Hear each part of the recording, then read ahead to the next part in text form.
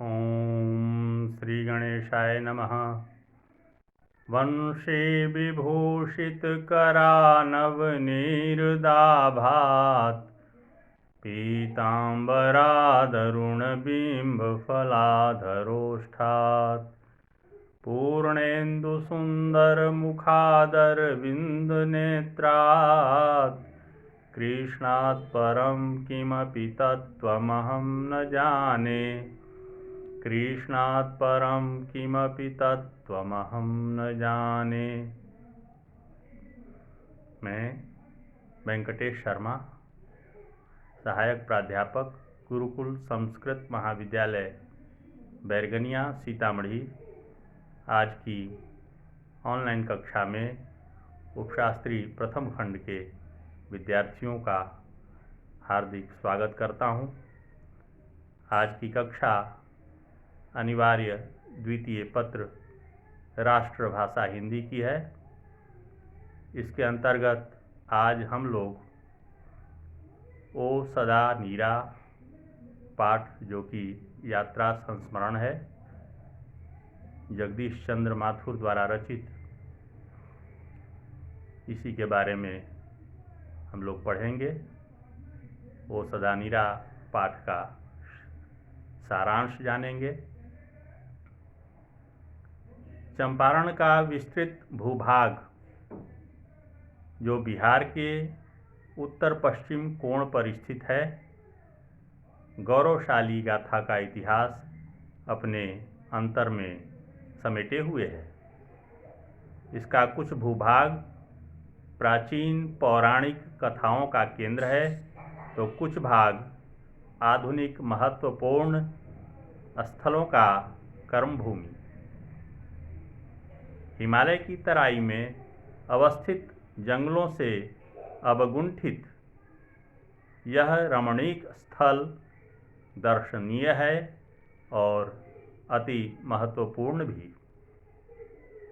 यह पलाश, साल एवं अन्य वृक्षों की छाया में लाज की सिकुड़ी सिमटी नदियों से अपनी तृष्णा की तृप्ति कर रहा है। मानव मन की क्रूरता ने इसकी सुषमा का भरपूर शोषण किया है। लेखक इस क्षेत्र के वृक्षों की अंधाधुंध कटाई से अत्यंत क्षुब्ध हैं। वन नंगे हो गए हैं। विकास की दौड़ एवं भूमि के अपहरण अर्थात भवन निर्माण तथा ट्रैक्टर की जुताई द्वारा सरस सलीला नदियों को श्रीहीन कर दिया है। चंपारण की पावन भूमि कभी गौतम बुद्ध की कर्मस्थली और भगवान वर्धमान महावीर की जन्मस्थली रही है। कालांतर में बाहर से अनेक आक्रमणकारी तथा अन्य प्रदेशों से अनेक जातियां यहाँ आईं और बस गईं। विभिन्न संस्कृतियों का यह संगम स्थल भी है। नील्हे गोरों द्वारा शोषण का यह गवाह भी है। महात्मा गांधी के पावन चरण यहाँ पड़े थे। उनके द्वारा यहाँ के जन समुदाय को उत्पीड़न से मुक्ति मिली थी। गांधी जी के द्वारा स्थापित बड़हरवा, मधुबन और भितिहरवा आश्रम यहाँ के जन जीवन को नव जीवन प्रदान किया है।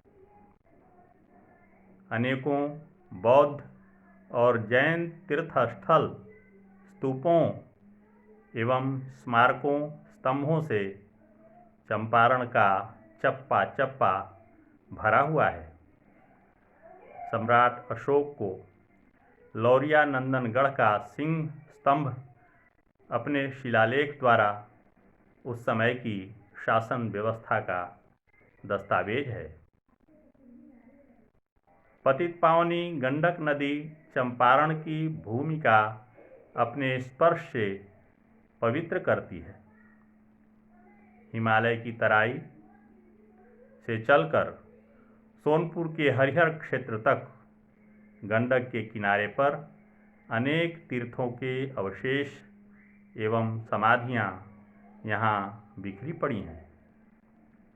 भैंसालोटन किंवदंती है कि भैंसालोटन के निकट ही गंडक नदी के तट पर गज तथा ग्राह यानी घड़ियाल का पौराणिक युद्ध हुआ, जो सोनपुर के निकट गंडक गंगा के संगम पर हरिहर क्षेत्र में समाप्त हो गया। भैंसालोटन के निकट वाल्मीकि रामायण के प्रणेता महर्षि वाल्मीकि का आश्रम है। अब यहीं भैंसालोटन जंगल के बीच नवीन जीवन केंद्र के निर्माण का आधुनिक तीर्थस्थल बन गया है। भारतीय इंजीनियर गंडक घाटी योजना के अंतर्गत 120 मील लंबी पश्चिमी नहर तथा 55 मील लंबी पूर्वी नहर के निर्माण कार्य में संलग्न हैं। वहीं भैंसालोटन लगभग 3000 फुट लंबा बराज का निर्माण हो रहा है। उसके ऊपर रेल एवं सड़क संभावित हैं। कुल 41.49 लाख एकड़ भूमि की सिंचाई इन नहरों से संभावित है। लेखक गंडक घाटी योजना द्वारा निर्मित नहर तथा बराज के गर्भ में विकास की अलौकिक किरण का दर्शन कर रहा है। नहरों में उसे नारायण की भुजाओं के दर्शन हो रहे हैं और उस गज और ग्राह के युद्ध का यहीं पर अंत होता अनुभव हो रहा है। नहरों तथा बराज के अभूतपूर्व निर्माण, जिसे लेखक भगवान का नूतन विराट रूप कहता है, इंजीनियरों, विश्वकर्माओं तथा मजदूरों को नमन करता है। ये नए तीर्थस्थल मूर्तियों एवं भग्न मंदिरों में प्राण का संचार करेंगे, अर्थात इन नहरों तथा बराज का जल लाखों एकड़ जमीन का सिंचन कर उसे उर्वरा और शस्य श्यामला बना देगा। इस प्रकार आज की कक्षा यहीं समाप्त होती है। शेष अगली कक्षा में। धन्यवाद।